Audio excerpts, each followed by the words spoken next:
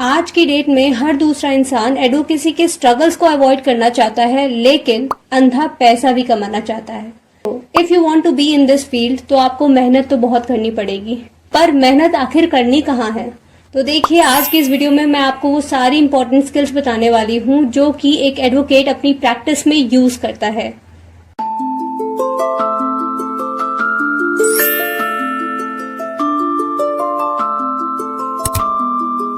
Advocacy में continuous reading की demand रहती है। जैसे कोर्ट का कोई जजमेंट आया तो आपको पढ़ना होगा, क्लाइंट आया, क्लाइंट के फैक्ट्स अगर आप देख रहे हैं तो फैक्ट्स आप तो सुनेंगे पर उसको ड्राफ्ट करना पड़ेगा। अगर आप पढ़ते ही नहीं है तो आपको उसे बेहतर तरीके से लिखना नहीं आएगा तो आप कोर्ट में प्रेजेंट क्या करेंगे, और प्रेजेंट नहीं कर पाएंगे ढंग से तो केस कहाँ से बनेगा। कभी जजमेंट पढ़ने हैं, कभी न्यूज पढ़ना है, कभी आर्टिकल्स पढ़ने हैं, बहुत सारी चीजें पढ़ने को होगी, तो आप इतना सारा टाइम कहाँ देंगे, कैसे देंगे? इसलिए आपको करनी है इफेक्टिव रीडिंग। इफेक्टिव रीडिंग करने से आपको बहुत सारे मटेरियल्स पता लग जाएंगे, बहुत सारे फैक्ट्स, बहुत सारे केस लॉस, बहुत सारे रिसेंट इवेंट्स पता लगने लग जाएंगे।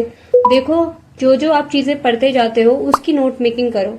जैसे सपोज आपको किसी भी सब्जेक्ट या टॉपिक या अपने केस के रिलेटेड मटेरियल मिल रहे हैं, या जिस भी टॉपिक से आपको रेगुलरली केस मिलते रहते हैं उनसे रिलेटेड आपको जो भी मटेरियल्स मिल रहे हैं, अगर आप स्टूडेंट हैं तो कॉन्स्टिट्यूशन, किसी भी एक्ट से आपको जो भी मटेरियल मिल रहे हैं उनकी एक सेपरेट फाइल बना लीजिए एंड कॉन्टिन्यूसली उन सभी मटेरियल को गैदर करते जाइए और उसको अपने वे में ऑर्गेनाइज कीजिए।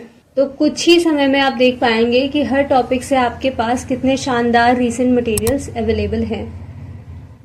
एक इफेक्टिव रीडिंग आपको कई तरीके से बेनिफिट कर सकती है एंड सबसे ज्यादा जहां वो आपको मदद देगी वो है रिसर्च के काम में। जैसे ही एक लॉ स्टूडेंट इंटर्नशिप्स के लिए अप्लाई करता है तो उसे रिसर्च की वैल्यू पता लग जाती है, लेकिन रिसर्च तो सब कर रहे हैं, तो आपके काम को एक्स्ट्रा वैल्यू कैसे मिले? देखो, रिसर्च की बात आते ही most of the lazy people सीधा चले जाते हैं गूगल पर, और आज के जमाने में chat GPT and most of the AI platform पर भी। लेकिन जब भी मुझे बेस्ट रिसर्च करनी होती है तो मैं सहारा लेती हूँ बुक्स का, क्योंकि बुक्स आज के टाइम पर मोस्ट अंडररेटेड चीज है और मोस्ट वैल्यूएबल आइटम भी है। इसके अलावा कई ऐसी लीगल साइट्स है जिनका रेफरेंस कोर्ट अलाउ करती है, तो इंस्टेड ऑफ गूगल पे जाकर एक रैंडम सर्च करो, उससे तो बेटर ही है कि आप कॉन्टिन्यूसली उन पर्टिकुलर साइट से आर्टिकल्स पढ़ते रहें एंड अपडेटेड रहें, ताकि टाइम आने पर आप उन आर्टिकल्स को अपने केस में अप्लाई कर पाए। तो चलते हैं हमारे नेक्स्ट स्किल पर, जो कि है पर्सनालिटी। देखो, जो दिखता है वो बिकता है। लॉ एक सर्विस प्रोफेशन है। यहाँ पर आप क्लाइंट को कोई प्रोडक्ट नहीं देते, लेकिन अपनी सर्विस देते हैं एंड उसके लिए ही आप चार्ज करते हैं। यही कारण है कि एक junior advocate and experience advocate की सैलरी के बीच में जमीन और आसमान का फर्क रहता है।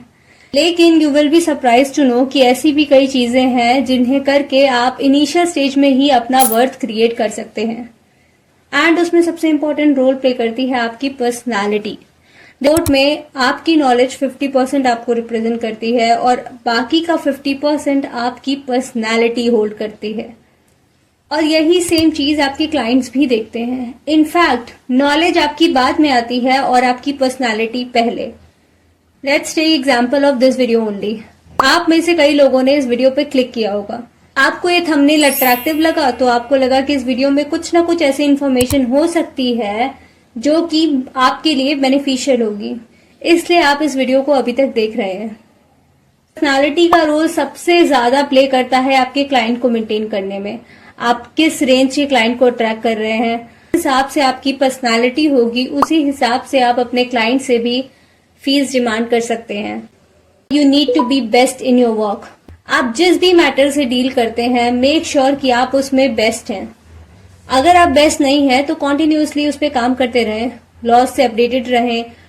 अगर आप एक न्यू कमर है तो कॉन्टिन्यूसली अपने सीनियर से सीखते रहें, नई नई जितनी भी नॉलेज वो आपको दे पाए उनके बारे में सीखिए। उनमें से सबसे इंपॉर्टेंट चीज है ड्राफ्टिंग। ड्राफ्टिंग में आप अपने आप को जितना एक्सेल कर सके उसमें करें। ड्राफ्टिंग आपको through out the life of your case काम आने वाली है। ड्राफ्टिंग किसी भी केस का बेस होती है, तो इसीलिए ड्राफ्टिंग में अपने आप को जितने जल्दी हो सके मास्टर कर लें, क्योंकि ड्राफ्टिंग जितनी अच्छी होती है किसी भी केस की, उतना ही उस केस का बेस स्ट्रांग रहता है। ड्राफ्टिंग के साथ ही आपके में होना चाहिए इमेंस कॉन्फिडेंस। और कॉन्फिडेंस कैसे आएगा? नॉलेज के साथ आएगा, एक्सपीरियंस के साथ आएगा, रेपिटेड प्रैक्टिस के साथ आएगा, कॉन्टिन्यूअस अपीयरेंस के साथ आएगा। एक दिन में ये सब चीजें नहीं होंगी, दिस विल टेक टाइम, लेकिन आप कोशिश करते रहिए। कुछ लोग क्विक लर्नर होते हैं तो उन्हें चीजें जल्दी समझ में आ जाती है, तो हो सकता है कि आपको ये सब चीजें जल्दी समझ में आ जाए, लेकिन take your time, but make sure कि आप जो भी सीख रहे हैं उसमें आप बेस्ट रहें। इनिशियल डेज में सभी लॉ स्टूडेंट और जूनियर एडवोकेट्स काम सीखने में इतने ज्यादा मगन हो जाते हैं कि वो इस मेजर वेब को तो भूल ही जाते हैं, एंड दैट इज नेटवर्किंग। आपको क्लाइंट कनेक्शन बनाना सीखना पड़ेगा, आपको लोगों के पास जाना सीखना पड़ेगा, कैसे लोगों से बातचीत करनी है, कैसे एक स्ट्रॉन्ग क्लाइंट बेस बनाना है। क्योंकि अगर आप क्लाइंट बेस ही नहीं बनाएंगे तो आप काम तो सीख जाएंगे, लेकिन आपके पास क्लाइंट कहां से आएंगे? और इसी वजह से कई लोग कम पैसे में फर्म में भी काम करने को तैयार हो जाते हैं इंस्टेड ऑफ इंडिपेंडेंट प्रैक्टिस। लेकिन मैं आपको बता दूं, ये इम्पॉसिबल काम नहीं है, इसे भी आप कर सकते हैं। अगर आप स्टार्टिंग से इस चीज पर ध्यान दें तो जैसे आपकी स्किल इन्हांस हो रही है, उसी तरीके से आपका नेटवर्क भी इन्हांस होता रहेगा। क्या करना है आपको इसके लिए आपको अपने आप को एडवर्टाइज करना है। जहां आप जाते हैं अपने आप को एडवर्टाइज करते जाइए। कुछ लोग इनिशियली डेज में क्या करते हैं ना, यूट्यूब पे चैनल बना लेते हैं, इंस्टाग्राम पे चैनल बना ले रहे हैं, लिंक्डइन पे चैनल बना रहे हैं। देखो, वो इनिशियली आपको लिंक्डइन की प्रोफाइल से चलो फिर भी हेल्प कर देती है कि हाँ, लेकिन लिंक्डइन पे कौन रहते हैं? आपके क्लाइंट्स रहेंगे लिंक्डइन पे? नहीं रहेंगे। यूट्यूब पर अगर आप बहुत पॉपुलर हो जा रहे हो, फेमस चैनल हिट कर जा रहा है, तब आपको हालांकि वहां से क्लाइंट मिल सकते हैं। लेकिन बैक टू रियलिटी, इतने आसानी से कोई वीडियो वायरल नहीं होती है, इतनी जल्दी कोई पॉपुलर नहीं होता है, एंड पॉपुलर होने के बाद भी इतनी जल्दी कोई क्लाइंट का ट्रस्ट नहीं ले लेता है। यहां तक तो हो गया कि क्या नहीं करना है। अब बात करते हैं कि क्या करना है। देखो, you can socialize with other advocates. आप उनसे उनका तरीका पूछ सकते हैं। अगर कोई मदद कर दे तो वेल एंड गुड, और ना करे तो एक चीज तो आपको करनी ही करनी है, वो है गूगल मैप्स में अपना लोकेशन डालना है, अपने चैम्बर का लोकेशन डालना है, आप क्या चीज करते हैं। क्योंकि आज की डेट में कोई भी इंसान अगर एडवोकेट को सर्च करता है तो कहाँ सर्च करता है? गूगल मैप्स पे जाता है, गूगल पे जाता है। तो इस चीज को तो बिल्कुल भी मिस आउट नहीं करना है। सबसे पहले अपने आप को कहाँ अपडेट करना है? यस, बिल्कुल। ऑल्सो आपके पास भी कुछ तरीके हैं तो इन्हें कमेंट बॉक्स में जरूर लिखे, क्या पता किसी की मदद हो जाए। To the last but not the least, time management. Law school के पहले ही दिन हर स्टूडेंट को एक चीज आनी चाहिए, वो है टाइम मैनेजमेंट। क्योंकि लॉ अपने में ही समुंदर जैसा सब्जेक्ट है, आप जितने इसके अंदर चलते जाओ आपको और गहरा मिलता जाएगा। लॉ स्टूडेंट कभी भी पढ़ना नहीं छोड़ सकता। क्यों? क्योंकि इस सब्जेक्ट का कोई अंत नहीं है। इसीलिए आपको एक प्रॉपर टाइम मैनेजमेंट आना चाहिए।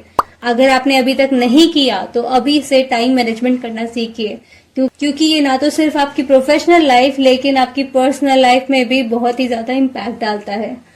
टाइम मैनेजमेंट आप जितने अच्छे तरीके से करेंगे उसी हिसाब से आपका client base, work life, professional life, personal life सब मैनेज होके चलेगी। तो टाइम मैनेजमेंट को कभी भी अंडर एस्टिमेट ना कीजिएगा। Well, that's it for today. अगर आपको ये वीडियो अच्छी लगी हो तो इस वीडियो को लाइक करें, कमेंट में अपने व्यूज जरूर लिखें, एंड हमारे चैनल लीगल लॉजिक्स को सब्सक्राइब जरूर करें। आपसे जल्द ही मिलूंगी एक नए वीडियो के साथ। Till then, bye bye.